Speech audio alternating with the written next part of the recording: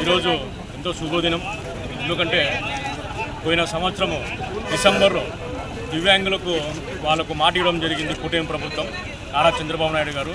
ఆ విధంగానే వాళ్ళకు ఉచిత బస్సు సౌకర్యం కల్పించాలని చెప్పేసి ఎన్డీఏ కూటమిలోని నారా చంద్రబాబు నాయుడు గారు, అలాగే ఉప ముఖ్యమంత్రి వర్యులు పవన్ కళ్యాణ్ గారు వాళ్ళిద్దరూ కూర్చొని డిస్కస్ చేసుకుని ఏ రోజైతే బాగుంటుందో అని చెప్పేసి ఈరోజు దివ్యాంగుల శక్తి అనే ఒక ప్రోగ్రాం కల్పించి ఈరోజు దివ్యాంగులకు ఉచిత బస్సు సౌకర్యం కల్పించడం జరిగింది.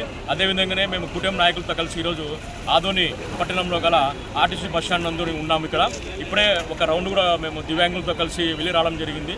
చాలా సంతోషకరమైన విషయము.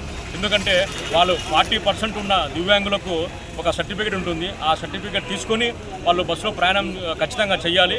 ఆ సర్టిఫికేట్ ఖచ్చితంగా వాళ్ళకు వాళ్ళ జోబులోనే ఎప్పుడు పెట్టుకోవాల విధంగా చూసుకోవాలి.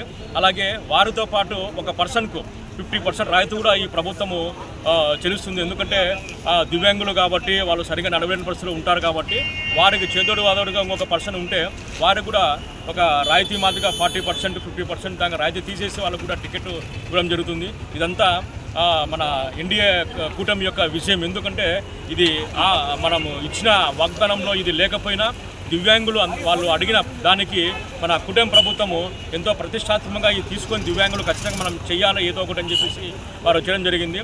కూటమి ప్రభుత్వం దివ్యాంగులకు ఎప్పుడు అండగా ఉంటుంది అనే దానికి నిదర్శనంగానే ఈరోజు దివ్యాంగ శక్తి ప్రోగ్రాము. కాబట్టి ఈ ప్రోగ్రాం కల్పించేందుకు మన ముఖ్యమంత్రి వర్యులకు అలాగే పవన్ కళ్యాణ్ గారికి ప్రత్యేక ధన్యవాదాలు తెలియజేస్తూ ఆర్టీసీ సిబ్బంది యాజమాన్యాన్ని కూడా ఎంఆర్ఓ గారికి అందరికీ కూడా నా కృతజ్ఞతలు తెలియజేసుకుంటున్నాను. నా పేరు మలిశెట్టి రేణువర్మ, జనసేన పార్టీ పట్టణ అధ్యక్షుడు.